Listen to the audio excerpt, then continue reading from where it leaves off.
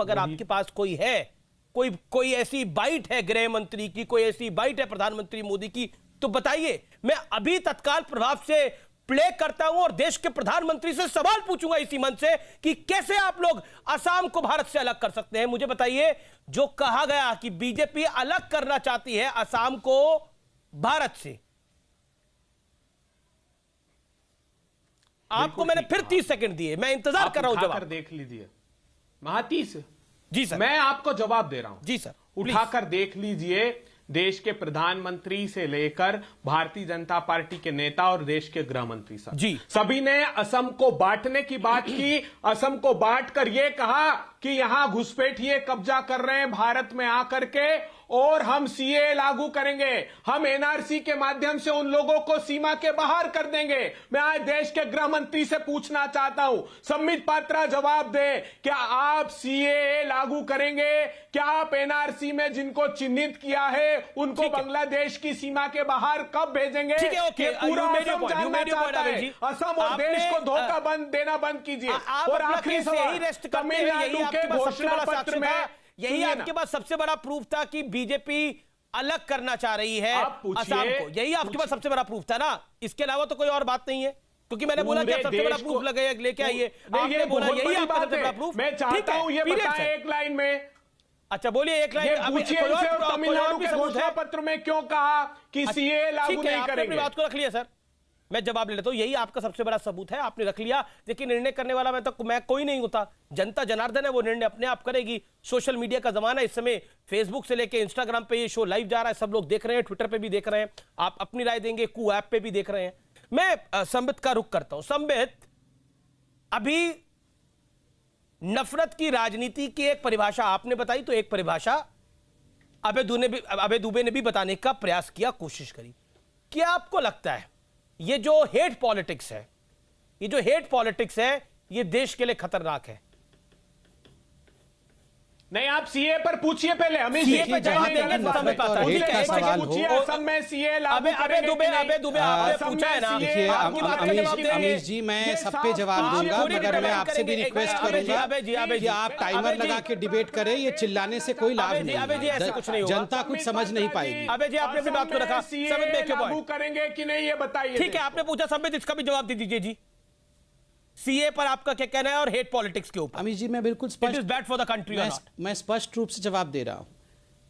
अमीश जी, पहली बात है, सीएए तो हम लागू करेंगे ही। अभी कोरोना काल के बाद ये सारा को सारा जो विषय आया है लागू होगा, ये तो पार्लियामेंट में अमित शाह जी ने कहा है। और देखिए, जहां तक एनआरसी और असम का विषय था, वो तो सुप्रीम कोर्ट का विषय है। और याद करिए, जब एनआरसी आया तो सुप्रीम कोर्ट के जजमेंट के बाद ये कांग्रेस पार्टी के सुरजेवाला जी और पवन खेरा तो प्रेस कॉन्फ्रेंस कर रहे थे कि हम लेके आए जी एनआरसी, हम लेके आए, और आज तुरंत जो है ये यहाँ से डिस्टेंस कर रहे हैं अपने आप को। दूसरी बात है, मैं आपको बताऊं, आज जनता से कहूंगा इसको गूगल करके पढ़ लीजिए। आईएमडीटी एक्ट कांग्रेस पार्टी लेके आई थी। आईएमडीटी एक्ट के अनुसार कांग्रेस पार्टी ने कहा कोई घुसपैठिया नहीं है। अगर किसी को घुसपैठिया कहा जाएगा तो आपके ऊपर ये ओनस होता है प्रूफ करने के लिए कि वो घुसपैठिया है। सुप्रीम कोर्ट में सर्बानंद सोनोवाल जो मुख्यमंत्री हैं वो गए, और सर्बानंद सोनोवाल के उस पिटीशन पे सुप्रीम कोर्ट ने कहा कांग्रेस पार्टी ने एक्सटर्नल एग्रेशन अर्थात बाहरी ताकतों को मजबूत किया है आसाम के अंदर, और इससे आसाम टूट सकता है। इसलिए हम आईएमडीटी एक्ट को तत्कालीन प्रभाव से खारिज करते हैं। जनता इसको पढ़े और जाने कि कांग्रेस पार्टी किस प्रकार आसाम को हिंदुस्तान से अलग करने का साजिश कर रही थी। नंबर एक।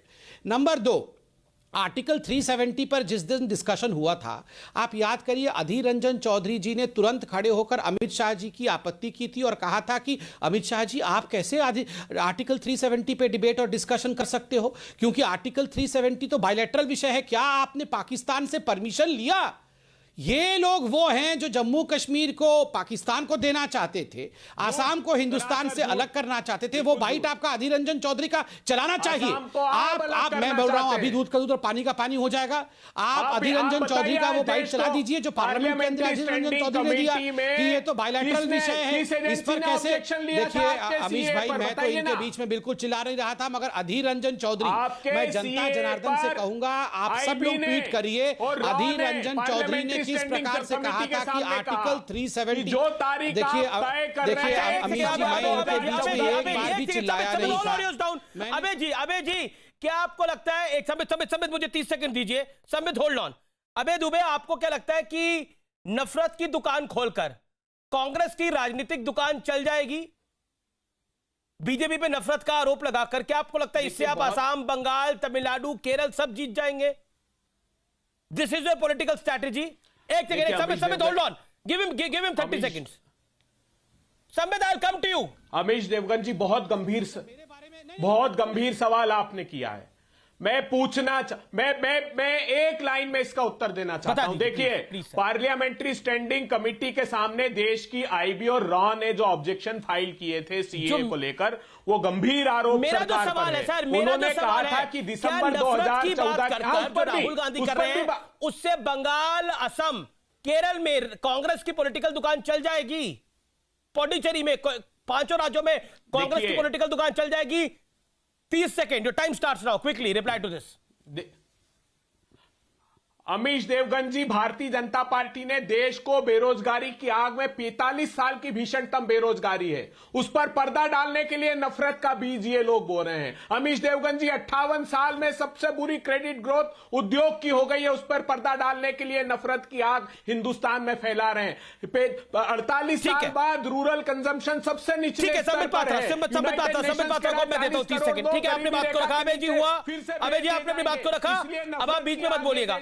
बोलिए, पहले भी आप बीच में बोले, वो जायज नहीं है। संबित, योर टर्न, बोलिए। देखिए अमीश भाई, चूंकि ये डिबेट नफरत के ऊपर हो रहा है, मैं आपको कुछ उदाहरण देता हूं। आप याद करिए, अभी बाटला हाउस एनकाउंटर के ऊपर 3 दिन पहले एक कोर्ट का जजमेंट आया है, फांसी हुई है आतंकवाद को।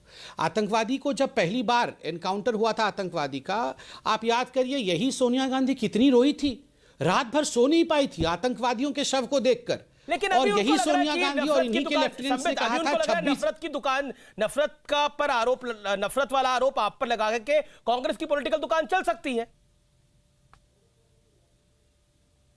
देखिए कांग्रेस, मैं आपको, देखिए इसमें कोई चिल्लाने की आवश्यकता नहीं, मैं आपको शांति से समझा देता हूं कांग्रेस में हो क्या रहा है।